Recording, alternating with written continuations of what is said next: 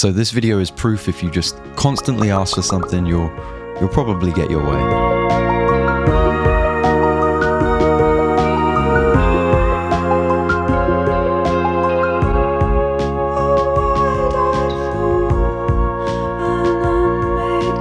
Beach House being the dream pop duo with over 11 million monthly listeners, Space Song being by far their most popular track.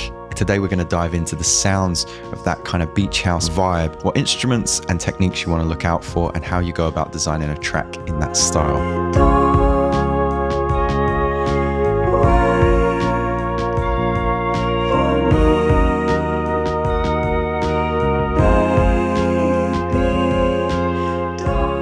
As you can see, we're still getting set up in the background there. I'm not sure if this is too much light, needs diffusing. Not sure what we're going to do with that wall back there. If you've been on my Instagram, you know that I'm in two minds whether to tear down the fern wall or keep it up. Have your say in the comments or head over to the socials. Okay, so beach house. Most importantly, you want to start off with the organ. It sounds like this.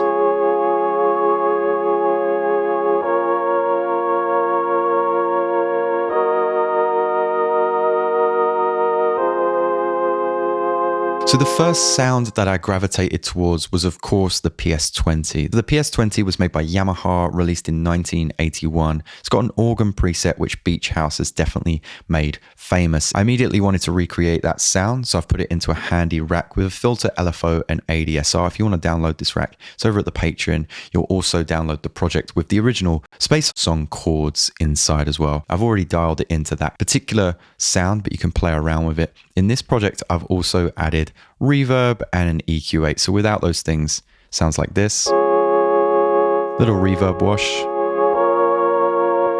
And then just taking out the lows and a little frequency there at 551 Hertz. So I'm keeping those lower voicings in a quieter dynamic to the upper voicings. If we make our way down the project, we've also got that famous arpeggiator sound.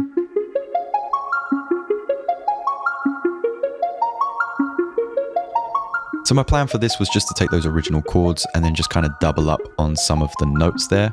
And I was actually just starting with the original operator sound with a little bit of a slow attack, and then coming over to pitch, driving that pitch envelope up and taking the peak semitones down to -12. So the notes kind of flick up to the frequency that they need to be at. I added oscillator B and C, dialed that in and gave it a similar attack, and that gave us this sound. And then I'm just adding reverb, the EQ8 to roll off the loads, and then the chorus ensemble to give it that kind of vibrato lo-fi sound. Moving down once again, same chords. I've got the organ vibrato preset and just taking off again some of the lows from this instrument. These are just going to create a little bit more of a dynamic stab to that first chord progression that we have and just pull it out the mix a little bit.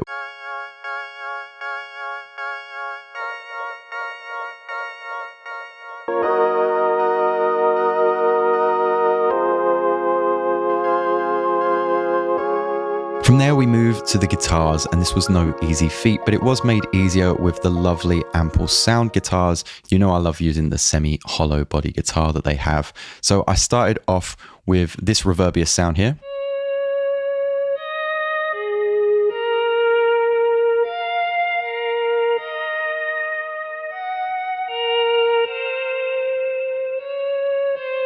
Always make your job easier by looking at the notes of the chords as well, so you know what's going to be in keeping. All I'm doing there is highlighting the clip above and then the clip that you're working on, so you can see both colors or both regions. Alongside that guitar, I'm using another Ample Sound guitar with a different preset. Same notes are being played, but the chorus ensemble is just going to give it a slight little bit of detuning, a line delay, set it aside from the guitar that you've just heard. I've panned the second guitar a little bit to the right, the previous guitar a lot more to the left, and that's just going to give this double tracked feel.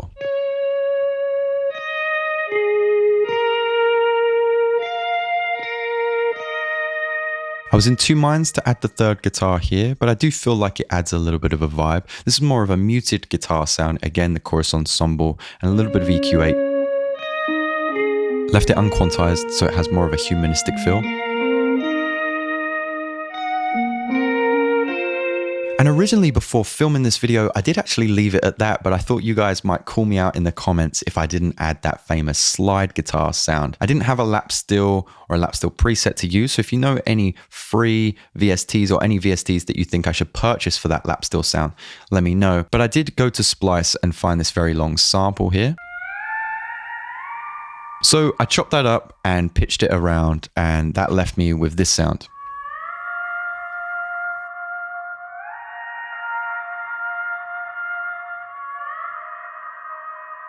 So you can see where I've like copied and pasted the middle note that I've actually stretched out just so it lasted long enough. And then what I've done is heavily EQ'd it, reverb, a little bit more EQ just to shave off some of the harmonics that the reverb was adding, because I really didn't like the sound initially. So we're trying to hide all of that. And I don't think we've done a bad job. As you can see with the EQ8 there at the end, we're just doing a little bit of automation to sort of ease the instrument in and then fade it back out amongst the other guitars.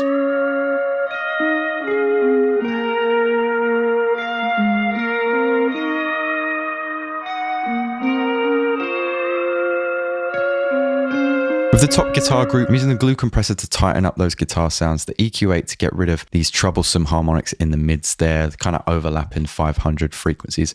Reverb, a little bit of saturation to bring it out of the mix, and then just a limiter because that muted guitar at the bottom there was just poking through the mix a little bit too much. So let's just have a recap of all of our melodies.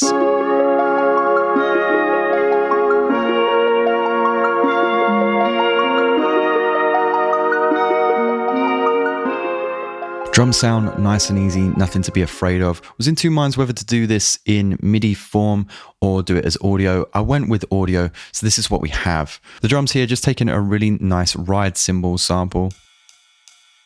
High passing it, so we're not getting any muddy frequencies. And then a hi-hat clutch stomp, just panned a little bit to the left. Part of a longer sample here. And I'm just turning that down, shaving it off. First stomp at its normal gain, and then the second stomp a little bit quieter.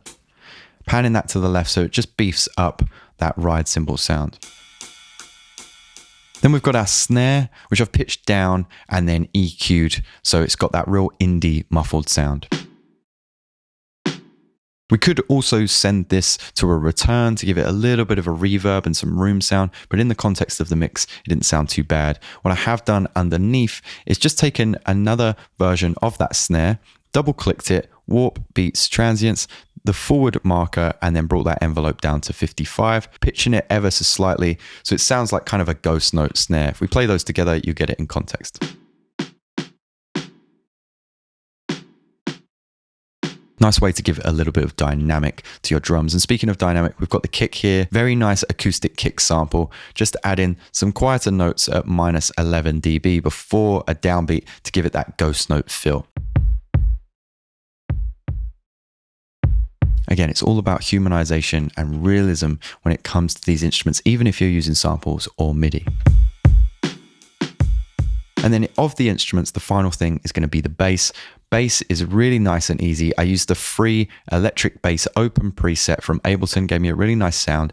Two dynamics being used, one dynamic for the downbeat, and then for the offbeat, using a slightly quieter dynamic. So we get this vibe here, just following the chords.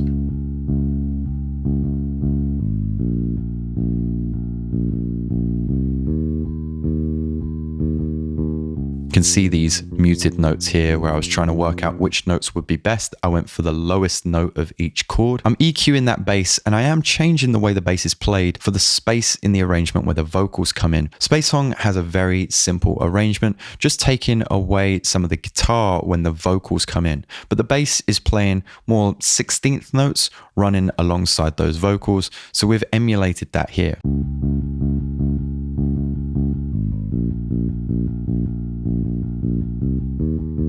Kind of like Teenage Kicks, So Hard to Beat, right? A very easy one today, so all that's left is to add those silky smooth vocals. And by now, you guys are familiar with Maya from our previous episode. Take it away, Maya. Hey, no worries, I got you, Will.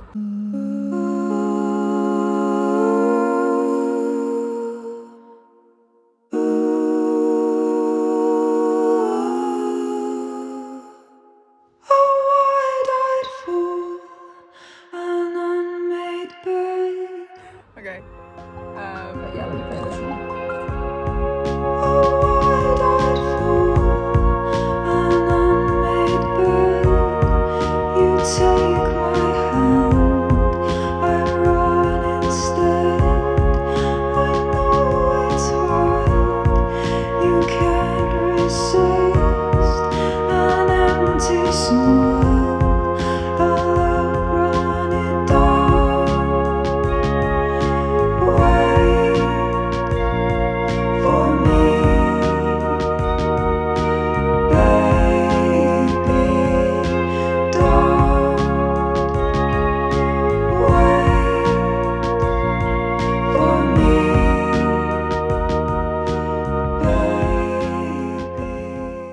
Now, this episode is of course sponsored by DistroKid, and when you finish a track like this, it's going to be so easy to release your song with DistroKid because they've pretty much got all the tools you could ever need. Ways to promote and market your songs, as well as track the analytics, even help you with the artwork, and with their new tool Mixia, you can even master your song. Check it out. This is the track that we're making today, and this is the original version.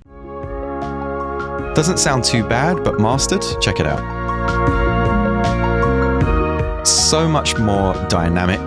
We can change the intensity, which is essentially our volume. And the EQ options. Do we want it to be brighter or warmer?